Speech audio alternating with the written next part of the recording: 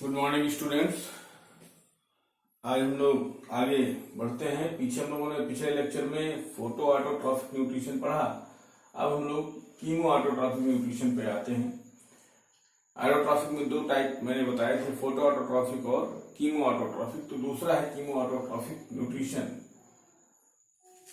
If the organic can synthesise food itself, अपना food खुद बना सके, can synthesise their food itself from inorganic substances, from the breakdown of inorganic substances को break करके उनसे जो एनर्जी निकल रही है उसका यूज करें, उसको अपने फूड बनाने में यूज करें, then they are called chemoautotroph and this type of nutrition is called chemoautotrophic nutrition।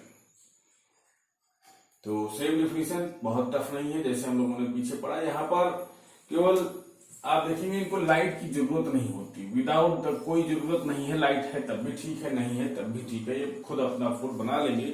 लेकिन लाइट को यूज करके नहीं, ब्रेकडाउन ऑफ इनऑर्गेनिक सब्सटेंसेस को ब्रेक करके उनसे जो एनर्जी निकल रही है उसको यूज करके अपना फूड सिंथेसाइज करते हैं। Example sulphur bacteria, purple sulphur bacteria कई तरह के होते हैं। तो सल्फर बैक्टीरिया है, ये ब्रेक करके इनऑर्गेनिक सब्सटेंसेस से अपनी एनर्जी को रिलीज कराते हैं, उस एनर्जी का यूज करते हैं फूड सिंथेसाइज में। Next heterotrophic nutrition. हेट्रोट्रॉफिक नाम ही बता रहा है, हेट्रो मीन्स दूसरे पर, डिफरेंट। तो डिफरेंट और अदर ऑर्गेनिज्म पर डिपेंड हो, this can not synthesise their food itself. The organism which can synthesise their food itself खुद अपना फूड नहीं बना सकते हैं। And depend on other organism, ये डिपेंड होते हैं दूसरे ऑर्गेनिज्म पर for food, are called heterotrophs and this type of nutrition is known as heterotrophic nutrition. Example यहाँ पर एनिमल एंड फंजाई। एनिमल सारे के सारे एनिमल्स आप देखेंगे हेट्रोट्रॉफिक हैं, और फंजाई भी सभी के सभी हेट्रोट्रॉफिक होते हैं due to the absence of chlorophyll.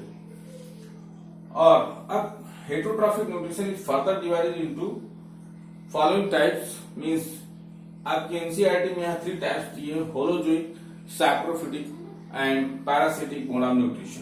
तो एक एक करके पढ़ते हैं। होलोजोइक न्यूट्रिशन मीन्स पूरा का पूरा होलोजोइक, इसको कैसे याद करेंगे, होल फूड, जो फूड मटेरियल है उसको इंगल्फ करे, और इंगल्फ करने के बाद अंदर ही उसका प्रोसेसिंग हो, then it is called holozoic nutrition.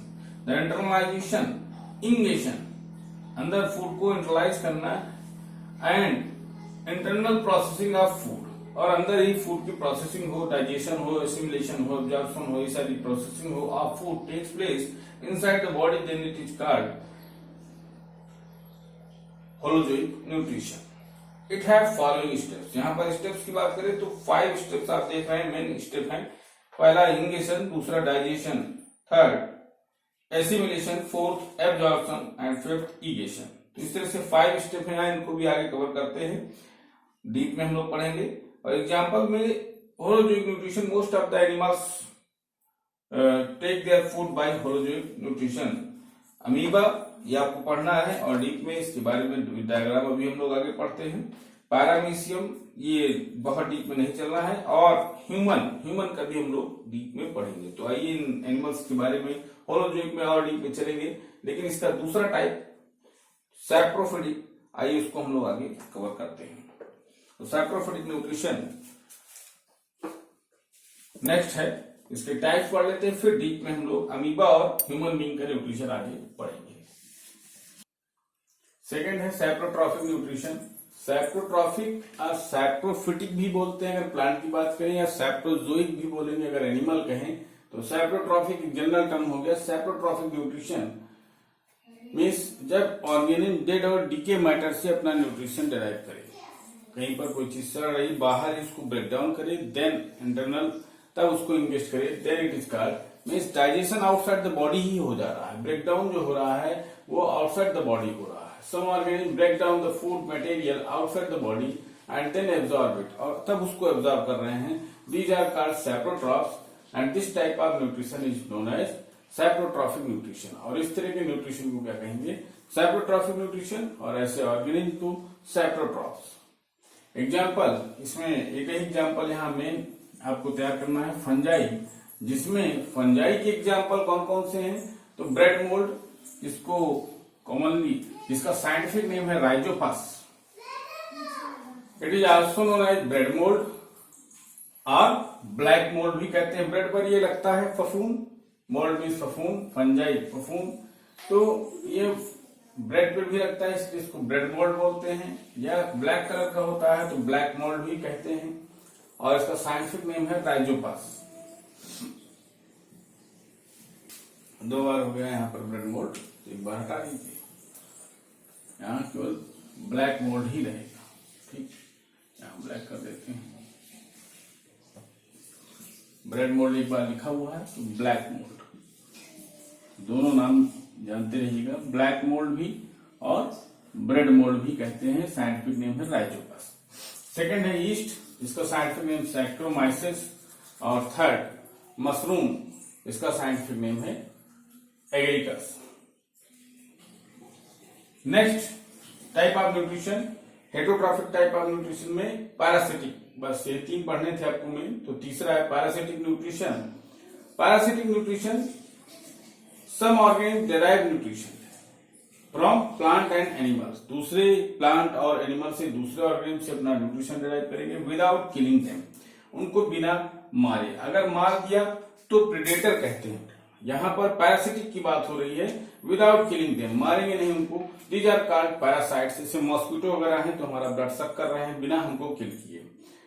And this type of nutrition is known as parasitic nutrition, और इस टाइप की न्यूट्रिशन को पैरासिटिक न्यूट्रिशन कहेंगे, और ऐसे ऑर्गेनिज्म को पैरासाइट्स कहेंगे। जैसे मॉस्किटो है या लीच है, हम लोग बॉडी के अंदर इंडो पैरासाइट भी होते हैं और इक्टो पैरासाइट भी होते हैं, 2 टाइप के होते हैं। जो बॉडी के बाहर हो, बाहर से जो न्यूट्रिशन लेते हो, बाहर रह करके बॉडी के, उन्हें इक्टो कहेंगे, जैसे मॉस्किटो वगैरह है, मॉस्किटो, लीचेस। और जो बॉडी के अंदर रह करके न्यूट्रिशन लेते हैं, अंदर जाकर के बॉडी के इनसाइड द बॉडी रहते हैं और न्यूट्रिएंट को लेते हैं without killing them, then they are called endoparasite. तो 2 टाइप के यहाँ पर पैरासाइट्स होते हैं। कस्कुता, ये प्लांट है, अमरबेल आप जानते हैं, अमरबेल देखा भी होगा, आपको आपके आसपास दिख सकती है। तो अमरबेल, कस्कुता एक पैरासिटिक प्लांट है जो अदर प्लांट से न्यूट्रिशन को लेता है, अपना फूड खुद सिंथेसाइज नहीं कर पाता। लीचेस, हिरोडिनेरिया, लीच आप लोग जानते हैं, जोंक, इसका साइंटिफिक नेम है हिरोडिनेरिया। एंड टेपवर्म, इसका साइंटिफिक नेम टीनिया, आप लोगों ने पढ़ा है इसको प्लेटीहेलमिन्थीज में। टेपवर्म ये इंडोपैरासाइट का एग्जाम्पल होगा। तो दिस इज इंडोपैरासाइट, दिस इज इक्टोपैरासाइट। तो अब हम लोग आगे इसमें पढ़ते हैं कि कैसे अमीबा में न्यूट्रिशन होता है और कैसे ह्यूमन बीइंग में। तो ये चैप्टर पूरा एंड हो जाएगा। तो आइए पढ़ते हैं न्यूट्रिशन इन अमीबा। आइए न्यूट्रिशन इन अमीबा देखते हैं। तो न्यूट्रिशन इन अमीबा की बात करें तो अमीबा एक यूनिसेलुलर ऑर्गेनिज्म है, और जितने भी यूनिसेलुलर ऑर्गेनिज्म है वहां पर पूरा का पूरा वर्कलोड उनकी सेल मेम्ब्रेन पर होता है, प्लाज्मा मेम्ब्रेन पर होता है। चाहे वो डिफ्यूजन की बात करें या न्यूट्रिशन की बात करें, डिफ्यूजन ऑफ गैसेस की बात करें, रेस्पिरेशन की, न्यूट्रिशन की या एक्सक्रीशन की, तो पूरा का पूरा बर्डन, वर्कलोड इनकी प्लाज्मा मेम्ब्रेन पर होता है, आउटर सरफेस पर होता है। तो इन single cell organism, unicellular organism, the food may be taken in by the entire surface. हो सकता है कि पूरी इंटायर सरफेस से ही फूड को ये इन करे, फूड को अंदर लें। जैसे अमीबा में आप कहीं से भी फूड अगर चाहे जिस तरफ से, जैसे यहाँ इस तरफ से है तो इधर स्यूडोपोडिया फॉर्मेशन होगा, अंदर की तरफ ये इन्वेजिनेट होगी प्लाज्मा मेम्ब्रेन, फोल्ड होगी अंदर की तरफ और स्यूडोपोडिया फॉर्मेशन होगा। तो अमीबा के केस में कहीं से भी पूरी की पूरी सरफेस फूड को इंगल्फ करने में हेल्प करती, चाहे जिधर से फूड आएगा उधर स्यूडोपोडिया फॉर्मेशन हो जाएगा। Amoeba takes in food using temporary finger like extension. Finger like extension means ये फिंगर लाइक एक्सटेंशन अंदर की तरफ एक्सटेंड हो रहा है, फिंगर लाइक बनाएगा प्रोजेक्शन या एक्सटेंशन अंदर की तरफ ऑफ द सेल सरफेस। इसी सेल सरफेस या सेल मेम्ब्रेन का एक्सटेंशन होगा अंदर की तरफ, जिसको स्यूडोपोडिया कहते हैं। तो स्यूडोपोडिया इंपॉर्टेंट है, ऐसे भी 1 नंबर में पूछ सकते हैं, व्हाट इज स्यूडोपोडिया या अमीबा किस ऑर्गन के थ्रू फूड इंगल्फ करेगा, तो स्यूडोपोडिया आप बता सकते हो सेल मेम्ब्रेन का ही एक्सटेंशन है, सेल मेम्ब्रेन की ही फिंगर लाइक एक्सटेंशन है अंदर की तरफ। फ्यूज ओवर द फूड, और फूड से फ्यूजन होगा इसका, फॉर्मिंग ऑफ फूड वैक्यूल, और उसके बाद ये आगे चल करके फूड वैक्यूल फॉर्मेशन होगा। यहाँ पर फ्यूज कर जाएंगी ये दोनों मेम्ब्रेन, आके मिल जाएंगी और इस तरह से ये अंदर फूड वैक्यूल बन जा रहा है। इनसाइड द फूड वैक्यूल के अंदर फिर इसका डाइजेशन स्टार्ट होगा, और जो अनडाइजेस्टेड फूड होगा वो सेल सरफेस की तरफ आएगा, और यहाँ पर उसको साइटोपाइस कहते हैं। तो सेल सरफेस, सेल मेम्ब्रेन थोड़ी देर के लिए बस्ट होगी, और वो जो भी अनडाइजेस्टेड फूड है वो बाहर हो जाएगा, thrown out from the body. तो इस तरह से इसकी बॉडी से वो जो अनडाइजेस्टेड फूड है वो बाहर हो जाएगा, दैट प्रोसेस इज कॉल्ड इगेशन। और यहाँ पर डाइजेशन के बाद वो फूड डाइजेस्ट हुआ, वो साइटोप्लाज्म में आ जाएगा, दिस इज कॉल्ड एब्जॉर्प्शन, और इसमें फिर धीरे धीरे मिक्स होगा और यूटिलाइज होगा, दिस इज कॉल्ड एसिमिलेशन। तो सारे स्टेप यहाँ पर हो रहे हैं, that's why it is called holozoic type of nutrition. Amoeba में होलोजोइक न्यूट्रिशन मिलेगा। होलोजोइक का ही एग्जाम्पल है अमीबा में, हमने आपको पढ़ाया था, बताया है कि होलोजोइक का ही एग्जाम्पल है अमीबा में न्यूट्रिशन। ह्यूमन बीइंग भी होलोजोइक में ही आएंगे। तो most of the animals are under the holozoic type of nutrition. इस तरह से इतना ही आपको यहाँ पर, और ये डायग्राम बड़ा इंपॉर्टेंट है, डायग्राम कई बार बोर्ड में आया है, और कभी कभी ये डायग्राम दे करके इसकी लेबलिंग ही पूछ लेते हैं। तो आपको ये इतना पूरा डायग्राम बहुत अच्छे से तैयार करना है। वेरी इंपॉर्टेंट टॉपिक है न्यूट्रिशन इन अमीबा, कई बार ये पूछा जा चुका है, इसको आप लोग बहुत अच्छे से तैयार करेंगे, न्यूट्रिशन इन अमीबा।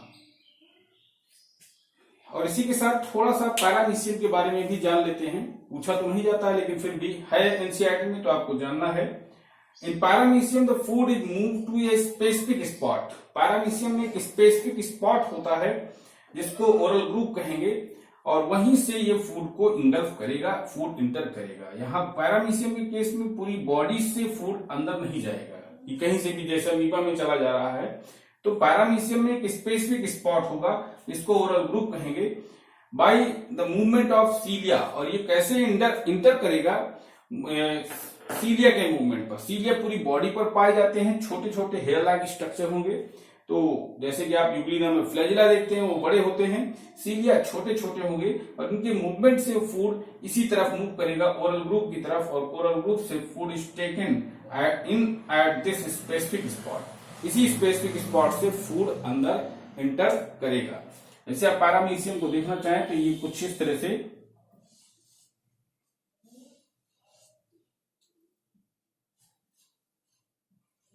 यहां से फूड इंटर करेगा, और पूरी बॉडी पर सीलिया है, तो सीलिया हेल्प करते हैं फूड को इस तरफ मूव कराने में। These are called cilia. Oral group से फूड अंदर आएगा, और यहां पर फूड वैक्यूल फॉर्मेशन हो जाएगा, और फूड वैक्यूल के अंदर यहां पर भी डाइजेशन होगा, और फिर उसके बाद एसिमिलेशन, एब्जॉर्प्शन और इगेशन स्टेप साइटोपाइस के थ्रू होगा।